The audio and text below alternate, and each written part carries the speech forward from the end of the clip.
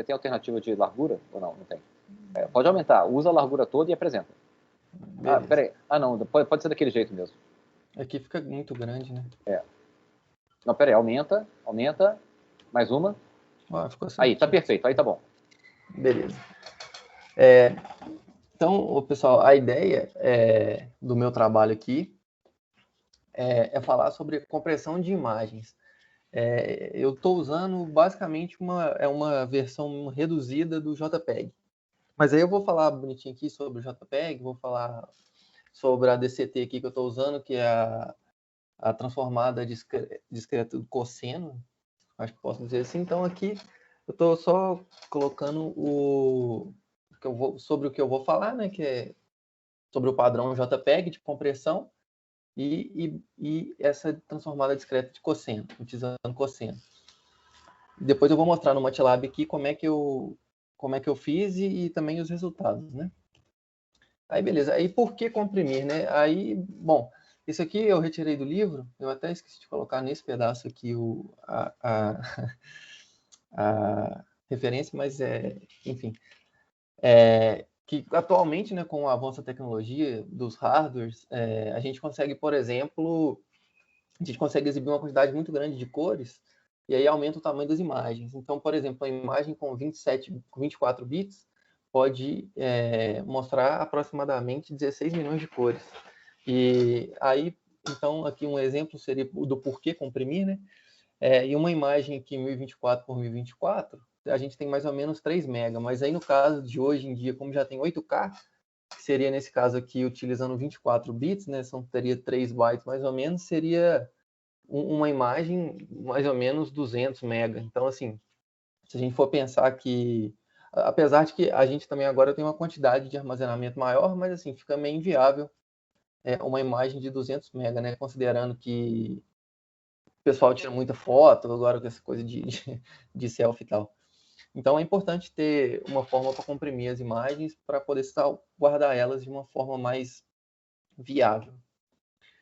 E aí aqui também só falando uma coisa mais básica de digitalização, que eu também peguei do livro lá como curiosidade, né, que para digitalizar são 2 passos, que o primeiro é fazer uma amostragem na imagem, que vai dividir ela em pequenas regiões, né, que são os pixels, e o segundo passo seria quantizar o pixel. Então aí aqui é só para falar que geralmente imagens, né, digitalizadas são matrizes que a gente tem, né, o pixel da linha tem a linha coluna, né, forma uma matriz e aí a social inteira ao pixel define a intensidade do pixel. Então, e aí agora essa segunda parte aqui fala da compressão com perdas, que é o que a gente vai fazer a compressão do arquivo e vai jogar fora algumas informações. Só que essas informações não são relevantes, digamos assim, para a visualização da imagem. Que aqui, por exemplo, então, o JPEG, né, ele joga no padrão JPEG, as altas frequências são descartadas. E mesmo assim a gente consegue ter uma visualização boa da imagem. Dependendo, lógico, né, da quantidade, da qualidade, né, da quantidade de compressão que você vai utilizar. E aí agora falando especificamente do padrão do JPEG, ele foi criado em 1991, com a combinação dessas duas empresas, que eu não sei falar isso, acho que isso é francês, não sei, mas é International Telegraph and Telephone Consultative Committee. É francês? Não, você vai falar. Vai lá. Que isso, pessoal? O meu francês Não, mas tenta falar, ué. Fala um sotaque e fala. Não, mas eu não sei nada de francês mesmo, não. Como é que fala comitê em francês? Deve ser comitê mesmo, né? A palavra é francesa. Então, no comitê você já sabe. Aí, ó. Aí, Telefonique. Não, peraí, você tem o consultatif, né? Consultatif, International de Telegraphie et Téléphonique. Vai. Tem problema nenhum, usa o sotaque e manda bala. Não, mas francês não dá pra agora lê aí, vai lá. O consultatif, que eu não sei se é isso mesmo, mas aí não tem problema, é uma palavra só. Vai lá, manda ver, fala você. O Comitê Consultatif Internationale de Télégraphique et Téléphonique. Et Téléphonique. Agora, o internacional, né? Pode falar internacional. O L em francês ele é bem L mesmo, né? Em português que a gente fala um pouco diferente. Mas não tem. Falar francês não é difícil. Quer dizer, pelo ler em francês não é difícil, não. Mesmo que você não saiba falar. Manda bala, continua aí. E a ISO, né? Que então aí a junção dessas duas criaram lá o padrão JPEG. Ele significa Joint Photograph Experts Group. Ele foi um sucesso, e aí devido a isso ele ficou bem popular, né? Principalmente para compressão de imagem em websites. E é um método que tem a forma de fazer ele com perdas e sem perdas. Eu foquei aqui no trabalho só na parte com perdas, porque utiliza lá a DCT, que tem a ver mais com com o tema da disciplina. Então ele pode ser utilizado tanto em imagens em tons de cinza, também imagens coloridas, mas não tem bons resultados com imagens preto e brancas, que são 2 bits, né? Então, ele também, utilizando esse padrão, né, apresentou resultados melhores com imagens que têm tons contínuos, que são pixels adjacentes possuindo cores similares. E aqui eu coloquei as etapas que descrevem o padrão para fazer a compressão. E aí no meu trabalho aqui eu utilizei da etapa 3 até a 5. Eu não coloquei eu não fiz essas transformações de luminância e crominância, mas eu fiz indiretamente, eu vou mostrar depois. Mas, enfim, as imagens coloridas, né, elas são transformadas para esse novo conceito aqui de luminância e crominância. Em imagem colorida também, os pixels são reduzidos para a criação de pixel de baixa resolução. E aí depois a imagem é dividida em 8x8 matrizes menores, né, 8x8. Esse valor 8x8 ele foi definido experimentalmente mesmo, fizeram vários testes e aí descobriram que esse é um bom valor para ser utilizado. E aí a imagem, né, os pixels da imagem ficam divididos em data units. E cada imagem vai ser comprimida separadamente nos próximos passos. Aí, após separar em data units, a gente aplica a DCT, que é a Discrete Cosine Transform, em cada data unit. Então, divide a imagem em 8x8, matriz 8x8, e aí aplica essa DCT de 2 dimensões em cada uma dessas imagens. No próximo passo, você pega cada uma dos... Aí é porque a DCT vai gerar vão gerar os coeficientes da DCT, né? E aí você, em 8x8, uma matriz 8x8 também, igual o data units. Aí você pega esses data units já com a DCT aplicado, e aí divide pela matriz de quantização, que no caso também vai ser uma matriz 8x8 com os valores. E esses valores podem variar, assim, tem um padrão lá de matriz de quantização, mas eles podem variar a escolha, né, da pessoa que estiver aplicando. Que isso, na verdade, é uma das grandes vantagens do padrão JPEG, por assim dizer, porque então, como esses valores você pode basicamente escolher, é como se você já tivesse, para quem é um usuário avançado, digamos assim, são 64 parâmetros que você pode alinhar aí para gerar resultados melhores, né? Pode ser uma compressão maior ou gerar qualidade maior e tal. Bom, e é nessa etapa também que acontece a maior perda de dados. Na DCT já tem uma pequena perda que entra questão como é que fala? Uma questão matemática mesmo de computadores, né? Precisão matemática. Mas nessa etapa 5 é que acontece, por assim dizer, a perda mesmo de dados. Porque a gente vai praticamente jogar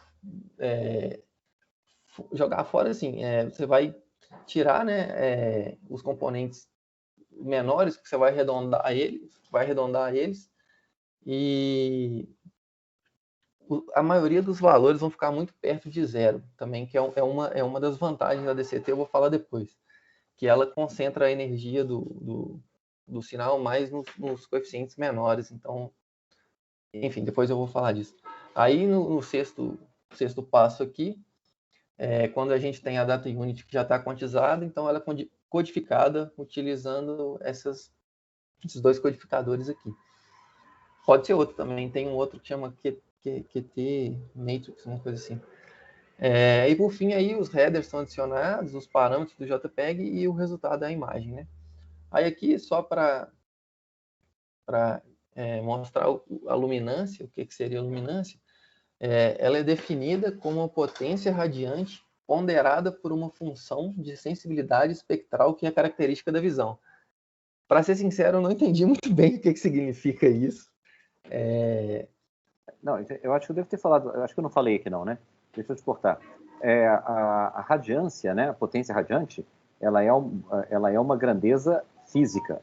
Você mede ela em candela, então é uma medida física, né? Não tem muita coisa não.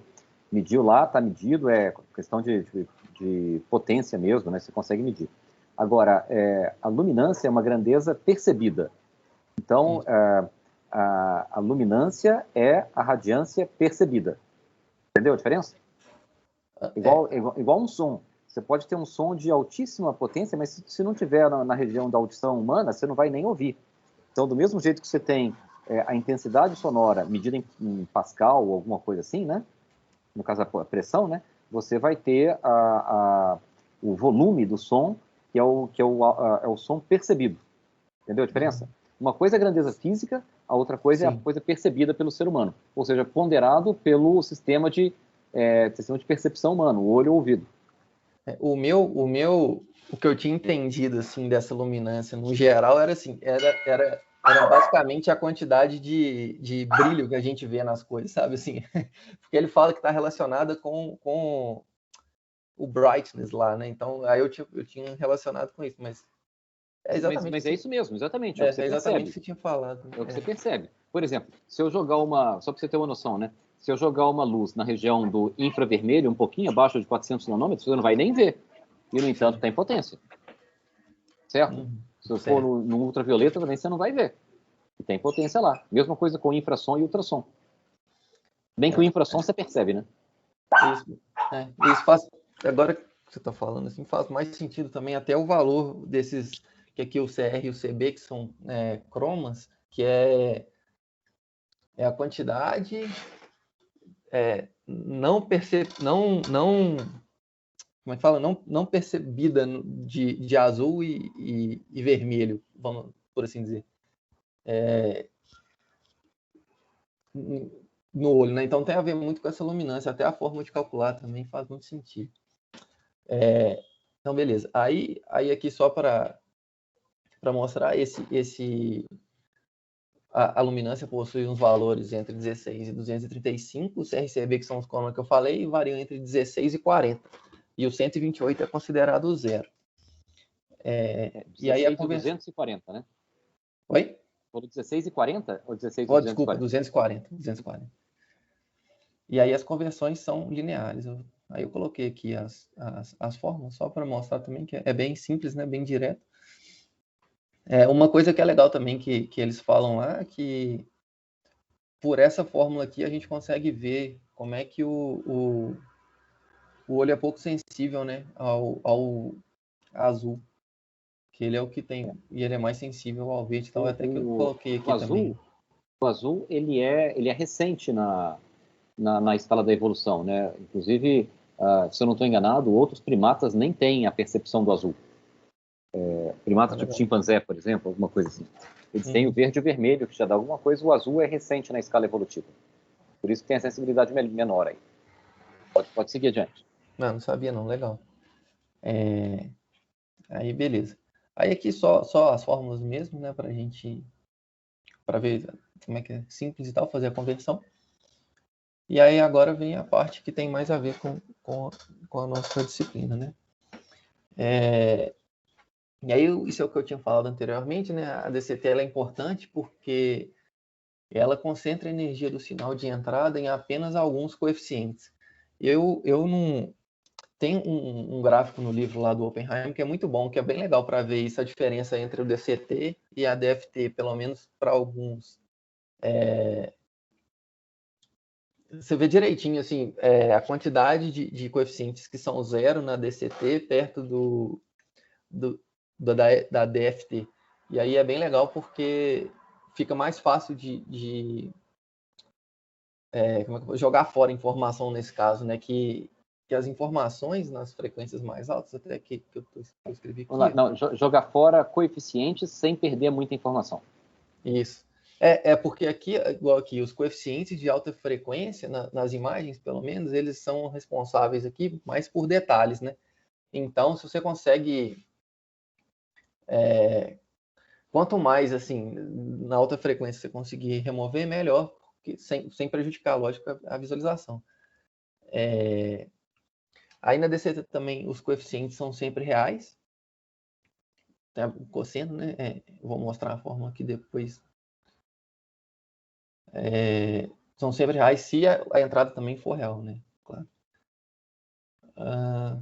Aí aqui é o que eu tinha acabado de falar, né? Então. E aí, como eu tinha falado no padrão ali do JPEG, o sinal de entrada é dividido em bloco e o número recomendado é 8x8.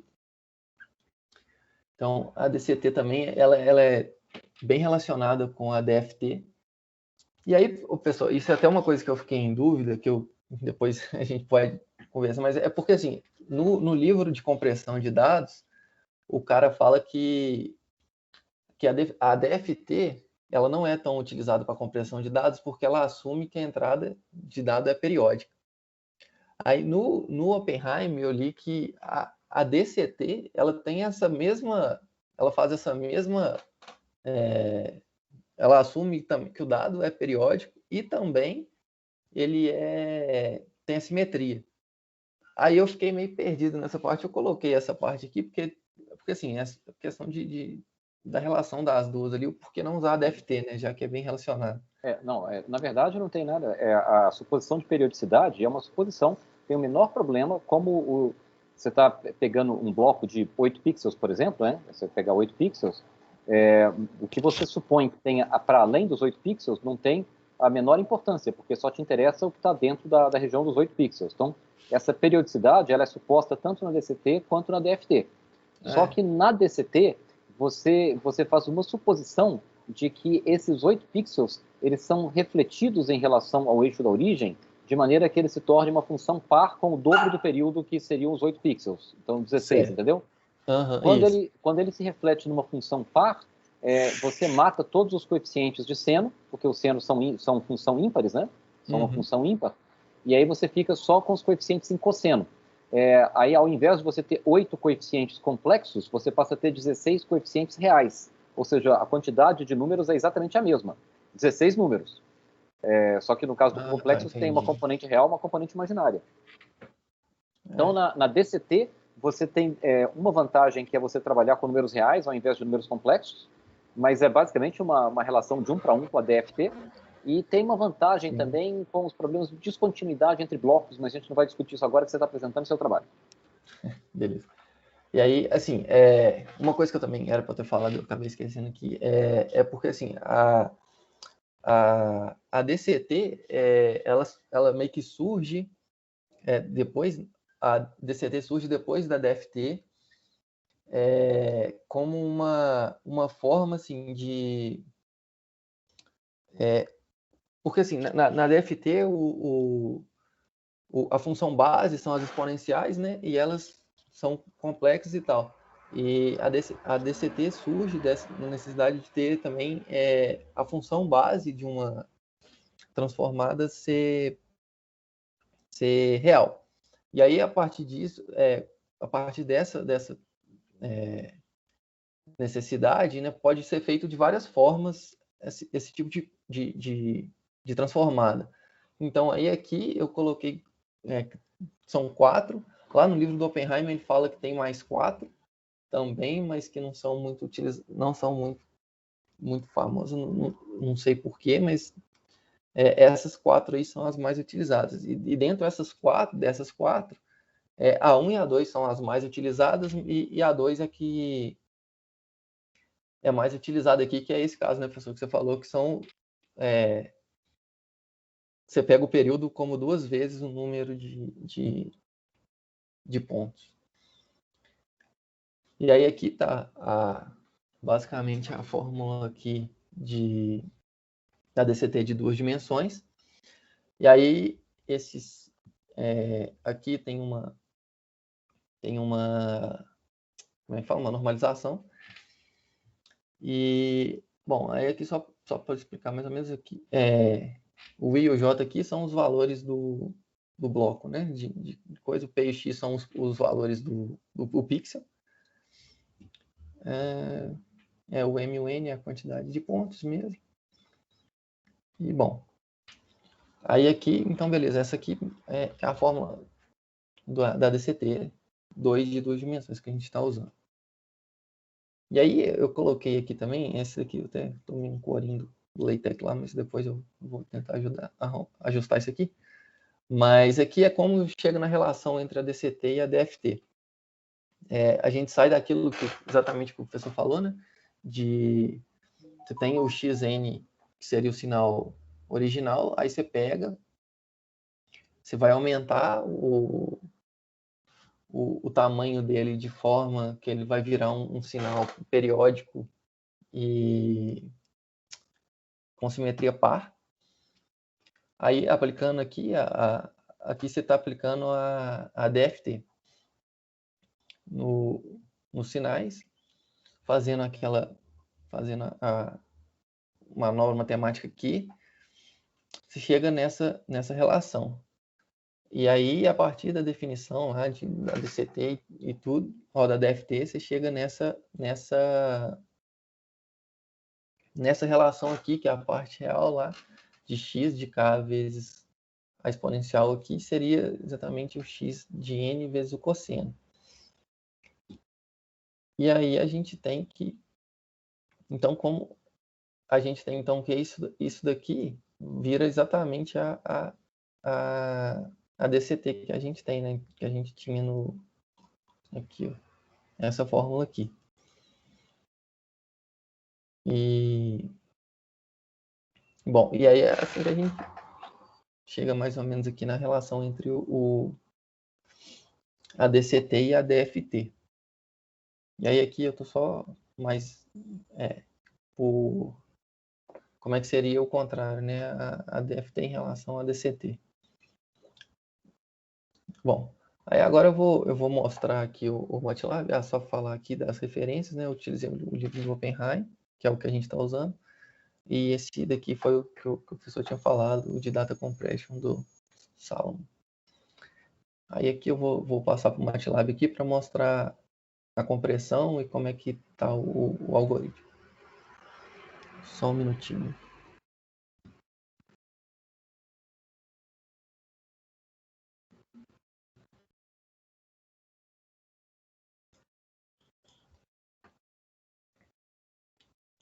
Tá todo mundo vendo aí o MATLAB? Sim, estamos vendo. Sim. Aí, igual eu tinha falado, né, no padrão do JPEG, a gente tem que a matriz de quantização, e isso aqui é uma coisa muito boa do JPEG, porque nos dá uma liberdade muito grande de escolha de parâmetro. Aí, assim, aqui são duas, né? Essa daqui é até que está sugerido no livro, que foi a que eu mais vi que dá uma compressão. Você entende o significado de cada um desses números? Professor, para ser sincero, não. É o passo de quantização. É o passo de quantização em cada um dos coeficientes. Você varia de 1 a 255. Uhum. Se você coloca 16, significa que seu passo de quantização é 16. Então você vai lá, né? 16, 32, 48, 64, você tem seu passo de quantização de 16. Entendeu? Aí quanto maior o número, maior o passo de quantização, ou seja, mais grosseira vai ser a medida naquele coeficiente. Uhum. Segue adiante, vamos lá. Já passou muito tempo, já são 14 Opa. 14h46. Você já está apresentando há 40 minutos. Como é que é? Você está apresentando há 41 minutos já, eu acho. Que isso, tô não. Não. Tá, mas terminou às 14h05. Você começou às 14h22, desculpa. É que atrasou para começar. Pode seguir adiante. Beleza. Então, beleza. Aí, tem aqui, essa daqui é a que está utilizada para uma compressão de 50%, digamos assim, da imagem. Então, eu vou rodar aqui a primeira vez. E aí eu estou colocando aqui, ó, como qualidade. Isso aqui depois eu vou dar uma melhorada no código, mas é porque não deu tempo. Mas aqui a qualidade 50, beleza. É aí o que eu estou fazendo, eu tô pegando. Isso é uma coisa que eu não consegui descobrir o porquê. Essa imagem era para estar colorida, mas enfim. Então, aí aqui a gente tem a imagem original, a imagem. Deixa eu só ver se eu consigo. Só para mostrar que teve a compressão mesmo de. Acho que não, né? Bom, mas enfim, eu abro aqui e mostro.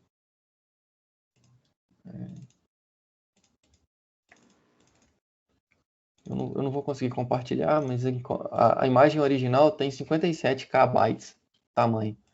Essa imagem gerada está com 20.8, mais ou menos. Mostra a imagem gerada, né? Essa que está no cantinho aí pequenininha. É essa aqui, o problema é que eu não consigo compartilhar, né? Porque... Pega o seu mouse e tenta aumentar a região onde está a imagem no seu canto esquerdo. Entendi o problema. Você não vai conseguir abrir ela em outra. Suspende isso aí. Aí ela não... aumenta. Deu uma melhorada, né? Mas aí, essa aqui é a imagem que foi comprimida, né? Que tá... Uhum. Se eu conseguisse mostrar, assim, no tamanho original, não faz tanta diferença não, mas se você aumentar um pouco a imagem, aí dá para ver claramente que ela fica bem mais pincelada, né? Vamos assim, fica mais... dividido em blocos mesmo. Pixelizada. Aí beleza. Aí agora eu vou aumentar a qualidade aqui, só para mostrar rapidão, já que a gente seria 80, ou seja, eu vou diminuir a compressão. Beleza. Aí a matriz usada, a matriz de quantização vai ser qual? Quando você passa para a qualidade. Foi a mesma, mas aí tem uma... Assim, a mesma inicialmente, né? Mas tem uma outra... Peraí. Aí só por questão de número aqui, essa agora com 80 foi para 25. 25K, a outra tem 20. É a mesma, mas aí, professor, tem essa... Aqui, ó, se a qualidade for maior que 50, aí a gente multiplica a matriz e aí a gente diminui, né, os valores. 100 vezes 80 dividido por 50. Tá, tudo bem.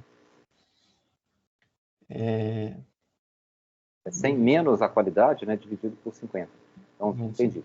Vai virar 100 menos 80 dá 20. 20 dividido por 5 vai dar 2/5. Então, você vai mudar. E aí você vai diminuir o passo de quantização dessa matriz. Exatamente. Beleza. Aí, assim, eu peguei uma outra matriz aqui de quantização, que é uma matriz que ela tem aqui, ó. Isso. Essa é uma matriz com passo de quantização menor. Bem menor. Comenta a outra e faz com essa, para você ver o que acontece. Essa aqui era...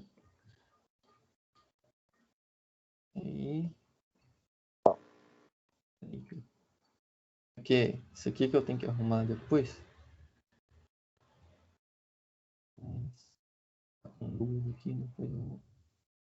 Beleza, aí agora eu vou colocar assim. Você não tem que comenta de cima, né? Não precisaria não, mas comenta de cima.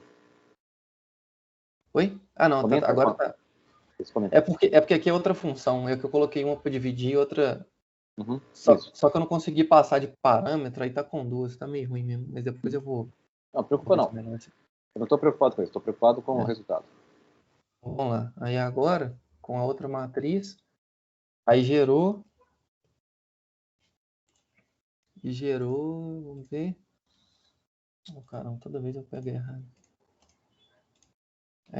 Gerou com 28. Essa gerou, como a gente diminuiu mais, né, os valores, então a compressão foi menor.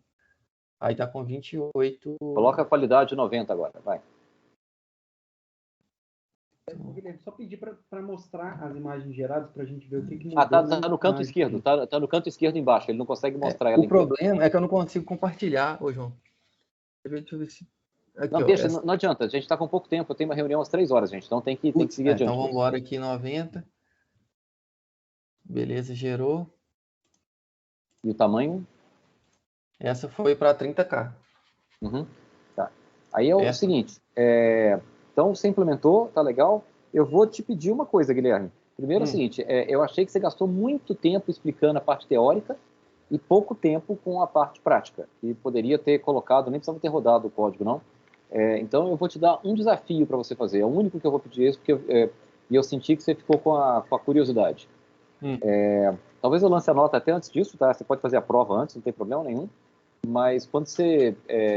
esse trabalho que vocês estão fazendo, vocês vão fazer o upload do vídeo, né? Eu falei que não precisava de relatório, né?